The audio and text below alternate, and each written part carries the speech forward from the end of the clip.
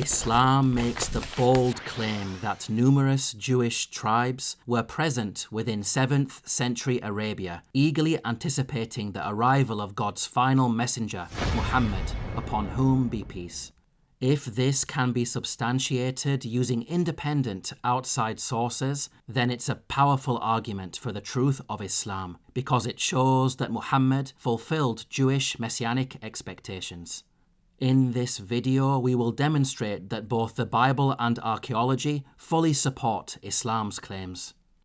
Historians testify to the presence of various Jewish tribes in and around the oases of Arabia before the advent of Islam.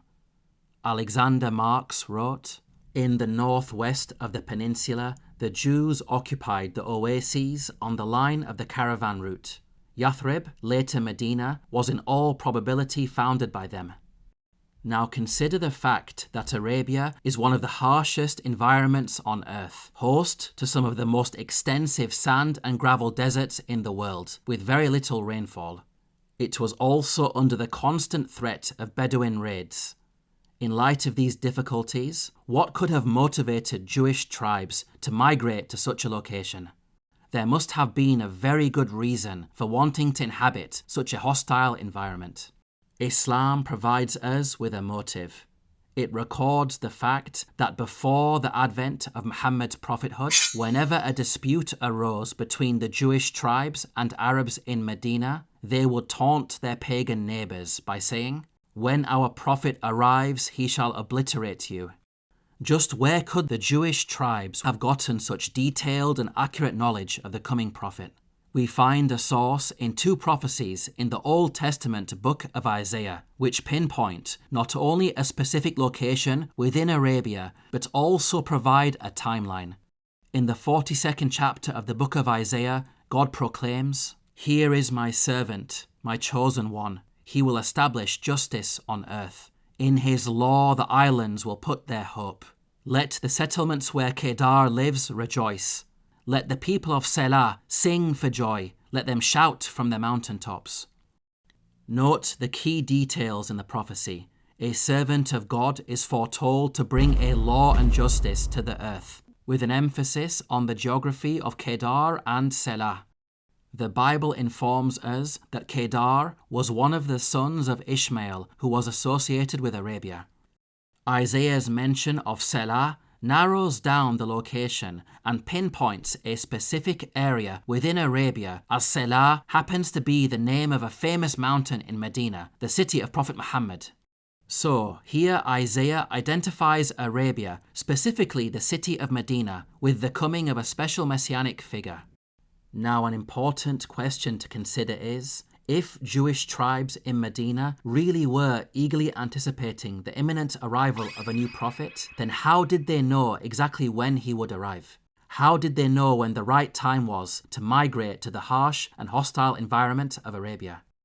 The answer to this question lies in Isaiah 21, another key prophecy which links to Isaiah 42 and elaborates on Kedar's role in God's plan for Arabia. The oracle concerning Arabia. "In the thickets in Arabia you will lodge, O caravans of Dedanites." Here Isaiah mentions the Dedanites in relation to Arabia, prophesying that they will lodge in the thickets of Arabia. Historically, Dedan was situated on an important incense trading route and was one of the main commercial cities of North Arabia. In the 2nd century CE, Dedan was incorporated into the Roman Empire, which brought with it an economic decline, eventual collapse in the 3rd century CE, and was followed by an abandonment of the settlements by the Arabs. Thus, the old order of the settled Arabs came to a sudden end. They shifted to a nomadic lifestyle by living in the wilderness, an event that academics have dubbed the Bedouinization of Arabia. As we can see, the collapse of the oasis city of Dedan in the 3rd century CE was explicitly foretold in Isaiah's prophecy. What is remarkable is that soon after Dedan's collapse, there is archaeological evidence of the beginnings of a Jewish presence in the area. The German historian Werner Kaskell wrote, Dedan seems to have perished at the end of the 3rd century. Soon afterwards, we find in the area a population that writes in Nabatean, among them many Jews, who left behind some Hebraic inscriptions. We find a similar situation in southern Arabia. The speed and finality of the change in the religious phraseology in southern Arabian inscriptions in the 4th century AD certainly suggests a revolution in the religious outlook. And it is from this same period that we begin to find inscriptions containing Jewish expressions. We can see that the timing of this sudden Jewish presence in the oases of Arabia corresponds perfectly with Isaiah's prophesied Bedouinization of the Dedanites. Is this a pure coincidence, or could it be that these Jews were keeping a watchful eye on Dedan, witnessed its economic collapse and the subsequent Bedouinization of its inhabitants, which they then took as a signal that the time had come for them to migrate and await the imminent arrival of the coming prophet?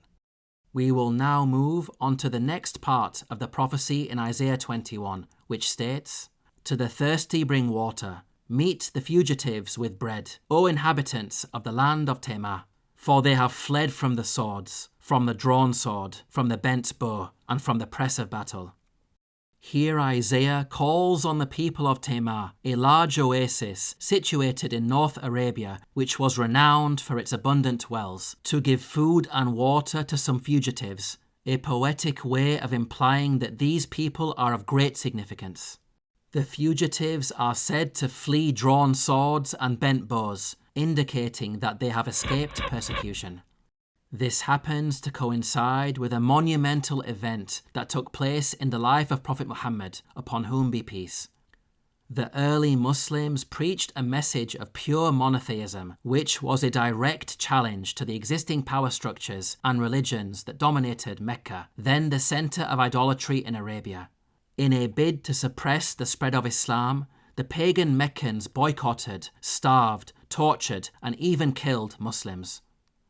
After over a decade of persecution, the seeds of escape were finally sown during the pilgrimage season of the year 620 CE, when Muhammad met with a delegation of men from Medina.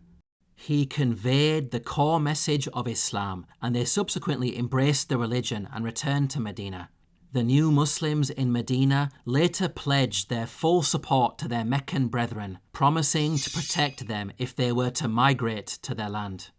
Following this, Muhammad encouraged his followers to escape to Medina, and in a span of 2 months, nearly all the Meccan Muslims performed the migration, a historic event known as the Hijrah. This mirrors the prophecy in Isaiah, which spoke of fugitives who have fled from persecution. This point in the prophecy is profound, as it indicated to the Jewish tribes that Muhammad was very much a prophet in the mold of Moses, who also experienced an exodus by fleeing Pharaoh's persecution in Egypt. We now come to the final part of the prophecy in Isaiah 21, which mentions, "For thus the Lord said to me, within a year, according to the years of a hired worker, all the glory of Kedar will come to an end, and the remainder of the archers of the mighty men of the sons of Kedar will be few." Here Isaiah states that the glory of Kedar will come to an end. This point in the prophecy also relates to the Prophet Muhammad, as the Meccan persecutors of the early Muslims, those who we have seen forced them to migrate to Medina, were among the most noble and elite tribes of Arabia. The peace and security that Medina offered the Muslim migrants was short-lived, as the pagan Meccan tribes raised an army to attack the Muslims in a famous encounter known as the Battle of Badr. Not only were the Muslims outnumbered 3-1, but they were also at a massive disadvantage in terms of weaponry and cavalry. Then the unthinkable happened. The pagan Meccans suffered a devastating defeat. This radical turn of events destroyed pagan Kedar's conceit. It shattered their illusion of invincibility. Indeed, their glory came to an end, as Isaiah eloquently puts it. This was the beginning of the end of paganism in Arabia, as the Muslims would eventually go on to make a triumphant return to conquer Mecca. Islam would spread east and west, and the history of the world would be forever changed. It's important to note the timeline of the Battle of Badr.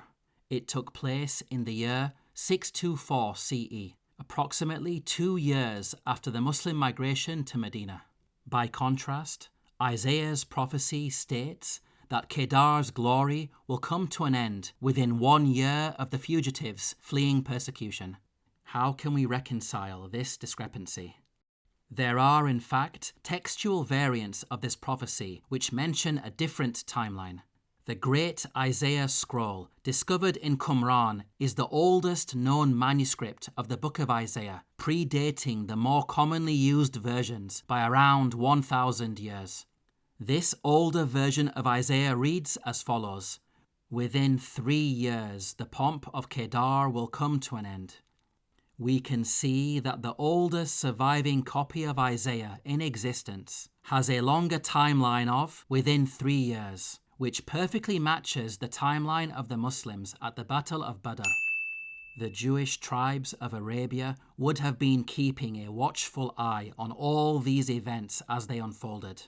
Isaiah's prophecies were important to them as they served as a checklist of achievements that they could use as a means of testing and identifying God's true prophet. In summary, firstly, the people of Dedan were prophesied to lodge in Arabia's wilderness. Historically, we've seen that this was fulfilled by the economic collapse of Dedan in the 3rd century CE and the subsequent abandonment of its settlements by its occupants. The fulfillment of this part of the prophecy signaled to the Jewish tribes that the time was right. They were to make their move and migrate to the oases of Arabia. Secondly, some fugitives are prophesied to flee from persecution. Historically, we've seen that this was fulfilled with the migration of the Muslims to Medina when they fled Meccan persecution. Thirdly, Kedar's glory is prophesied to come to an end within a period of 3 years after the migration of the fugitives. Historically, we've seen that Muhammad shattered pagan Kedar's glory when he achieved the impossible feat of victory over the Meccans at the Battle of Badr. Moreover, we've seen that he and his companions accomplished this task within the time frame of 3 years specified by Isaiah. In conclusion, Prophet Muhammad, upon whom be peace, not only fulfilled all of the conditions laid out in the prophecies, but he did so in the same order and within the exact time frame specified. At this point, there could only be one course of action for those among the Jewish tribes who were sincere seekers of truth: to acknowledge Muhammad's prophethood and follow him. Many of the most learned Jews of Arabia did indeed embrace Islam. Despite all this overwhelming evidence, there were some among the Jewish tribes who still denied the truth. According to Islamic sources, Safiya bint Huyay, the Jewish wife of Prophet Muhammad, is reported to have said, "When the Messenger of God came to Medina, my father and my uncle went to see him. They came back worn out and depressed, walking with slow, heavy steps. My father was asked, 'Is it him?' 'Yes, it is,' he replied. 'Can you recognize him? Can you verify it?' 'Yes, I can recognize him too well.' 'What do you feel towards him?' 'Enmity, enmity as long as I live.'" What this narration indicates is that for those Jewish people of Arabia who refused to follow Prophet Muhammad, they did so not due to a lack of knowledge or a failure on his part to fulfill the prophecies laid out in Scripture. Rather, they rejected him out of enmity, possibly racial and religious prejudice due to his ethnicity as an Arab. For more information on biblical prophecies about the coming of Muhammad, upon whom be peace, please download your free copy of the book, Abraham Fulfilled, at the link below.